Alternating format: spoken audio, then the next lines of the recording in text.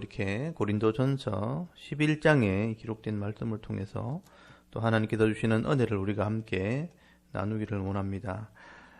오늘 고린도전서 11장에는 바울이 두 가지 문제를 이렇게 다루게 됩니다. 하나는 이 교회 안에 영적인 질서가 있다는 겁니다. 교회 안에 영적인 질서와 이 권위에 대한 문제를 다루고 있고요. 또 하나는 그 모임 중에 잘못된 송찬식에 대한 문제를 기록을 하고 있습니다. 이 두 가지 문제의 어떤 배경은 교회 안의 차별에 대한 문제입니다. 남녀 간의 차별에 대한, 이 권위에 대한 차별에 대한 문제, 그리고 이 부한자와 가난한 자들에 대한 이 차별에 대한 문제를 두 가지 문제를 통해서 다루게 됩니다. 먼저 거기 1절에서부터 16절까지 보면 교회의 질서와 권위에 대한 문제를 이렇게 다루게 되는데요. 이 문제는 주로 이제 남녀 간에 교회 안의 질서와 권위에 대한 문제가 있다는 것이죠. 그래서 2절을 한번 보시면요.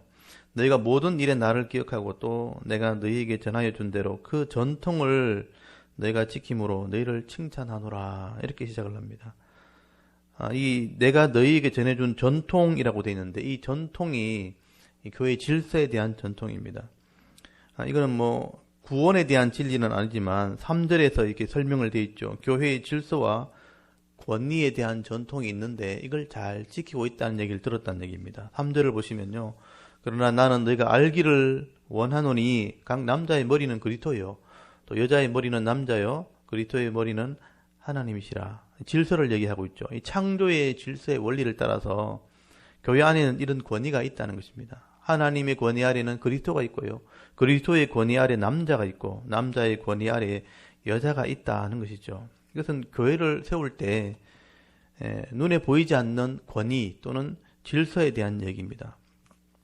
그래서 바울은 이 당시에 그 헬라 지역에도 이런 권위 아래 있는 이 문화가 있었다는 거죠. 그래서 이 남자는 헬라적인 문화 속에서도 남자는 특별히 머리에 뭐를 이렇게 쓰지 않습니다. 수건을 쓰거나 아니면 모자를 쓰지 않는데 또 여자는 권위 아래에 있다는 표로 수건을 머리에 쓰는 그런 전통들이 있었다는 것이죠.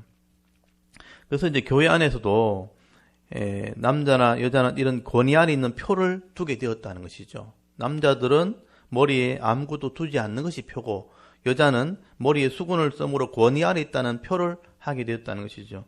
이게 어떻게 보면 당시에 초대교회의 전통과도 같은 것입니다. 교회 안에도 이런 전통이 있었고 헬라적인 문화 속에서도 이런 전통이 있었다는 것이죠. 그래서 남자는 공중 가운데 모임 가운데서 기도할 때나 예언할 때 머리를 뭐 이렇게 쓰게 되면 그것이 도리어 머리를 욕되게 하는 것이라 다른 권위가 내 위에 있다는 것을 표하기 때문에 남자들은 그렇게 하지 않는다는 거예요. 근데 여자 같은 경우는 특별히 공중 앞에서 교회 안에 모임을 할 때 예언을 할 때나 또 기도할 때 말씀을 설명할 때나 기도할 때 반드시 남자의 권위 아래 있다는 표로 머리를 이렇게 머리 위에 수건을 반드시 써야 된다는 것입니다. 근데 이제 문제가 된 것은 교회 안에서 이제 여자들이 활동이 많아진 것이죠. 주로 남자들이 기도도 하고 설교도 했었는데 여자들이 활동이 많아지면서 여자들이 이제 앞에 나가서 할 때 머리에 쓰는 게 불편하잖아요. 그래서 이제 그걸 쓰지 않고 기도도 하고 또 설교도 하는 일들이 생기게 된 것이죠. 그래서 고린도 교회에 있는 남자들이 이게 이제 불편해진 겁니다. 여자들이 앞에 나가면 머리에 뭘 써야지 왜 안 쓰고 저렇게 하나 이렇게 문제를 제기하게 된 것이죠. 그래서 바울이 이때까지 해오던 어떤 전통을 따라서 교회의 이 전통의 원리를 따라서 남자들은 가리지 않는 것이 맞고 또 여자들은 머리에 쓰는 것이 맞다 이렇게 설명을 하게 되죠. 그래서 7절부터 보시면요 바울의 설명이 나옵니다. 남자는 하나님의 형상과 영광이니 그 머리를 마땅히 가리지 않거니와 남자들은 이렇게 머리에 특별히 수건을 쓰지 않는 것이 전통이다 하고 설명을 하죠. 그러나 여자는 이 창조의 원리를 따라서 남자의 갈비뼈에서 여자가 나왔다는 거예요. 그래서 남자를 위해서 여자가 창조되었다는 거죠. 권위 아래에 있다는 것입니다. 그래서 표를 하는 것이 맞지 않겠는가. 10절에 보시면 그러므로 여자는 천사들로 말미암아 권세 아래에 있는 표를 그 머리 위에 둘지니라. 천사들이 하나님 앞에 설 때 날개로 얼굴을 이렇게 가리는 것처럼 권위 아래에 있는 표를 이렇게 하는 것처럼 여자들도 하나님의 또 권위 아래, 남자의 권위 아래 있다는 것을 수건으로 표시하는 것이 맞다. 이게 일반적인 그 당시에 교회의 전통이고 헬라의 이 전통과도 어울린다는 것이죠. 근데 이제 바울이 여기서부터 이제 문제를 이제 바울이 설명을 합니다. 어떤 바울의 생각을 얘기하는데, 우리가 그리스도 안에서 이제는 기독교인으로 개종을 하게 되었고 예수를 믿는 모임이 되었다면 조금 더 이 전통에 대해서 생각해 봐야 되지 않겠는가 하는 얘기를 이제 바울이 시작하게 되는 것입니다. 일반적인 전통은 여자가 머리에 수건으로 표를 해야 되지만 기독교인으로서는 한 번 더 생각해 보자는 것이죠. 예수를 믿고 난 뒤에는 남녀 간에 차별이 없어진 것이죠. 주 안에 하나가 된 것입니다. 근데 굳이 여자들이 이 권위 아래 있다는 표로 이렇게 머리에 표를 하는 것이 중요하겠는가? 11절부터 한번 보십시오. 여기서 그러나라고 시작하죠. 그러나 주 안에선 남자 없이 여자만 있지 않고 여자 없이 남자만 있지 아니하니라. 이는 여자가 남자에게서 난 것 같이 남자도 여자로 말미암아 났습니다. 그리고 모든 것은 하나님에게서 났느니라.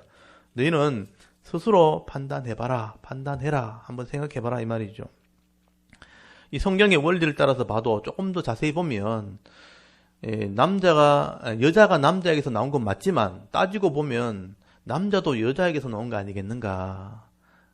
똑같은 권위를 가지고 있지 않겠는가라는 얘기를 하게 된 것이죠.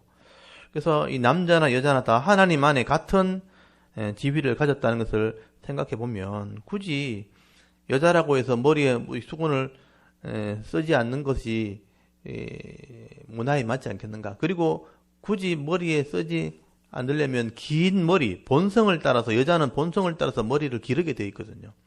본성을 따라서 남자는 머리를 짧게 되어 있죠. 그래서 거기 14절에도 그런 말이 나옵니다. 남자는 본성을 따라서 머리를 짧게 하고 여자는 본성을 따라서 길게 하는 본성이 있는 것처럼 머리에 쓰는 것을 긴 머리로 대신하면 되지 않겠는가 하는 얘기를 하게 된 겁니다. 그래서 15절을 잘 보시면요. 만일 여자가 긴 머리가 있으면 자기에게 영광이 되나니 긴 머리는 가리는 것을 대신하여 주셨기 때문이라. 이게 여자의 본성이라는 겁니다. 논쟁하려는 생각을 가진 자가 있을지라도 우리에게나 하나님의 모든 교회는 이런 관례가 없느니라 하고 마무리를 하게 됩니다.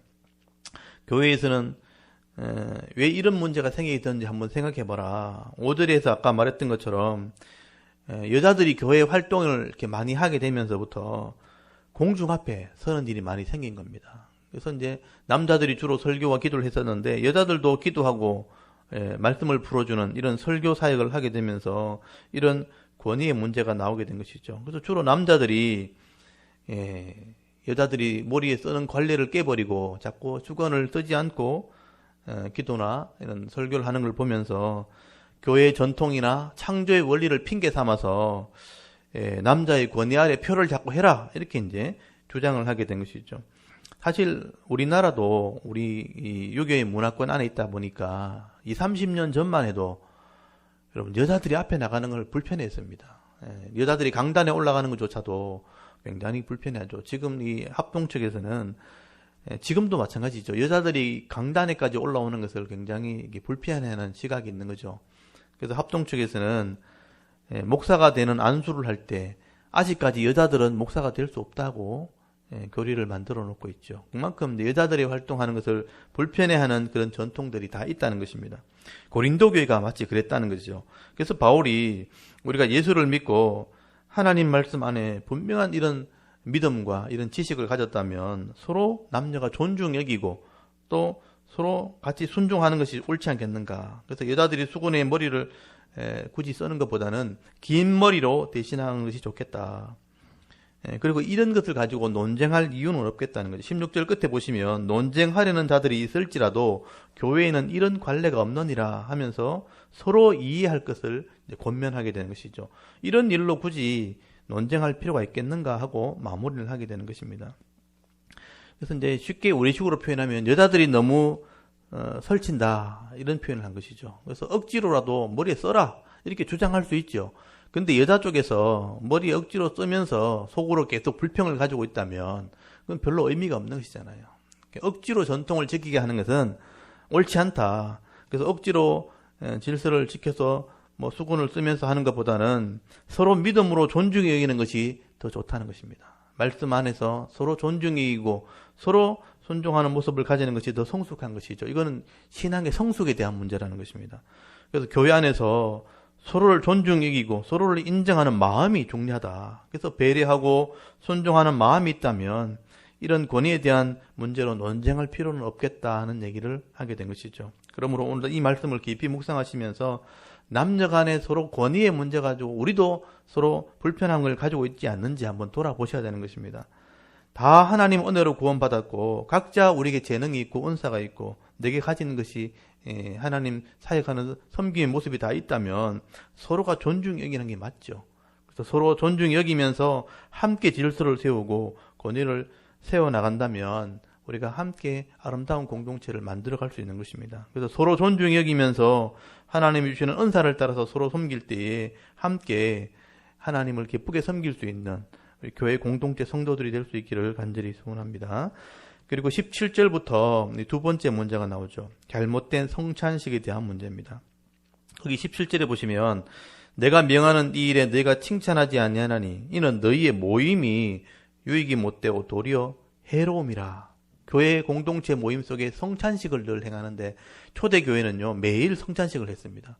근데 그 성찬식의 모임이 차별이 생긴 성찬식이 되어버린 겁니다. 그래서 너희 모임이 해롭게 되어버렸다라고 말씀을 하게 되죠. 그래서 교회가 하나 되어서 저녁마다 떡을 떼고 잔을 나누면서 예수 이름으로 하나 되는 성찬식을 행하는데 그 성찬식 안에서 다툼과 분쟁이 일어나게 된 것입니다. 여러분 성찬식이라는 것은 예수 그리스도의 피로 구속받은 이 하나님의 사람들이 말씀과 피로 하나 되는 예식이 바로 성찬 예식이죠. 근데 하나 되려고 모여가지고 서로 나눠주고 분쟁한다면 성찬식의 의미가 없다는 것입니다.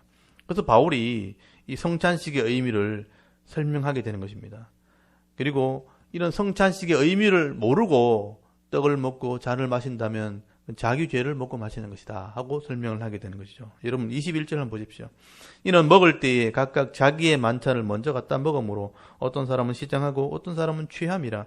너희가 먹고 마실 집이 없느냐? 너희가 하나님의 교회를 업신여기고 빈궁한 자들을 부끄럽게 하느냐? 내가 너에게 무슨 말을 하랴? 너희를 칭찬하랴? 이것을 칭찬하지 않노라. 이 말씀을 보시면 알겠지만 여기 빈궁한 자에 대한 차별이 생기게 된 겁니다. 이 고린도 이 지역은 항구 도시이기 때문에 노동자들이 굉장히 많았습니다. 그래서 이 일을 하는 사업을 하는 배를 가지고 사업을 하는 부자들도 있었고 그 밑에 일하는 일꾼들 노동자들이 많이 있었던 것이죠. 근데 함께 예수를 믿고 교회 안에 있다 보니까 이런 부자들이나 또 사업을 하는 사람들은 일찍 와서 모임에 참여하고 자기들끼리 떡을 나눠 먹고 잔을 나눠 먹고 또 실컷 먹고 배불러서 취한 사람도 있는데 노동자들은 늦게 올 수밖에 없는 거죠. 일을 하고 늦게 오면 먹을 떡도 없고 마실 포도주도 없는 것입니다. 그래서 서로 줄이게 되는 일들이 벌어지게 된 것이죠. 이렇게 서로 차별이 생긴 것은 교회의 모습이 아니라 그래서 이제 23절에 보시면 예수님께서 명령하신 성찬식은 이런 것이다. 성찬식의 의미를 지금 다시 설명하게 되는 것입니다. 예수님이 잡히시기 전날 밤에 이것을 행하여 나를 기념하라 하시면서 떡과 잔을 나누었다는 겁니다. 이 떡은 하나님 말씀을 의미하는 것이고 잔은 죄사함을 위한 피를 의미하는 것이죠. 그래서 너희가 말씀으로 믿음을 가지게 되었고 예수의 피로 죄사함 받았다. 그래서 이 말씀을 지키겠다는 언약을 하는 언약식이라는 것입니다. 그래서 말씀대로 살기로 언약하고 죄사함 받은 사람으로 거룩한 삶을 살기로 언약하는 것이 성찬식이라는 거예요. 근데 서로 언약하면서 말씀대로 하기로 해놔놓고 싸우고 분쟁한다면 성찬식은 의미가 없는 것입니다. 그래서 27절을 보시면요. 그러므로 누구든지 주의 떡이나 잔을 합당하지 않게 먹고 마시는 자는 주의 몸과 피에 대해 죄를 짓는 것이라고 말하죠. 그리고 28절에 자기를 살핀 후에 철저하게 조사하라는 뜻입니다. 살핀다는 것은 나를 조사하고 회개한 후에 이 청산의 언약의 식에 참여하는 것이다. 말씀대로 순종하기로 죄사함 받은 사람으로 살기로 언약하는 그게 성찬식의 의미라는 것입니다. 근데 하나님 말씀으로 하나 되자고 성찬식을 하는데 서로 나누고 분쟁하고 또 다투고 서로 차별한다면 자기 죄를 먹고 마시는 것이죠. 말씀대로 하지 못하는 것입니다. 그래서 30절에 보시면 이런 잘못된 성찬식, 이 말씀으로 언약을 하게 되면 약해지고 병들고 잠자는 자가 있게 된다. 약한다는 것은 병든다는 겁니다. 말씀대로 하지 않으니까 그런 재앙이 임하게 되고 병들게 되어지고 회개하지 않으면 나중에 심지어 죽게 되는 일도 일어나게 될 것이다. 그래서 우리가 성찬식을 참여할 때는요, 교회 공동체가 하나 되기 위해서 참여하는 것은 한다는 의미가 있다는 것을 꼭 기억하셔야 된다는 거죠. 그래서 33절에 보시면 바울이 그렇게 얘기합니다. 이제 모일 때, 성찬식을 할 때는 서로 기다리라. 차별이 있으면 안 된다. 부한 자나 가난한 자나 함께 이 성찬식에 참여하는 것이다. 그리고 34절에 시장한 사람이 있으면 먼저 먹고 오라는 것입니다. 집에서 먹고 준비해서 성찬에 참여해라. 이렇게 말씀하는 것이죠. 지금도 우리가 교회마다 성찬식을 하게 될 때 여러 번 하는 교회도 있고 1년에 한두 번 정도 성찬식을 하게 될 텐데 할 때마다 성찬을 참여할 때마다 이 성찬의 의미를 깊이 묵상하셔야 되는 것입니다. 내가 교회 안에서 말씀대로 순종하지 못하고 하나 되지 못했던 부분들이 있을 때 성찬식을 할 때 회개해야 되는 것이죠. 내가 말씀대로 살지 못했던 것들, 또 말씀대로 섬기지 못했던 것들을 회개하고 이 성찬식을 통해서 새로운 언약을 통해서 영육이 새로워지는 은혜가 있게 되는 것입니다. 그래서 다시 언약한다는 의미에서 이 성찬식을 제대로 참여하게 되어지면 온 교회는 하나 되어지는 것이죠. 그리고 회복되어져서 세상에서 누리지 못하는 이런 사랑과 기쁨과 은혜를 이 공동체 가운데 누리게 하는 것, 그게 바로 성찬의 의미라는 것입니다. 그래서 우리 이 성찬의 의미를 잘 묵상하셔서 성찬식을 행하실 때마다 하나님이 주시는 은혜를 누리시고 온 교회가 하나 되어지는 복을 받아 누리는 은혜가 있기를 바랍니다. 그래서 오늘 이 고린도전서 11장에는 두 가지 문제를 다루고 있죠. 교회 안에 여성에 대한 차별이 있을 수 있고 또 가난한 자에 대한 이런 소외되는 일들이 있을 수 있다는 것입니다. 근데 이런 문제를 하나 되어 섬기게 되어질 때 여러분 교회는 세상에서 누리지 못하는 복을 받아 누리게 되어지는 것입니다. 오늘도 이 말씀을 묵상하시면서 남녀가 서로 존중히 여기시고 또 가난한 자와 부한 자가 하나 되어 서로 섬기게 되어질 때에 세상에서는 절대로 누릴 수 없는 이런 은혜와 복을 받아 누리시고 기쁨을 누리시면서 남은 생에 하나님이 기뻐하는 신앙생활을 할 수 있는 저와 여러분의 영적인 모습, 신앙의 모습이 될 수 있기를 주의 이름으로 축원합니다. 아멘. 잠깐 기도드리겠습니다.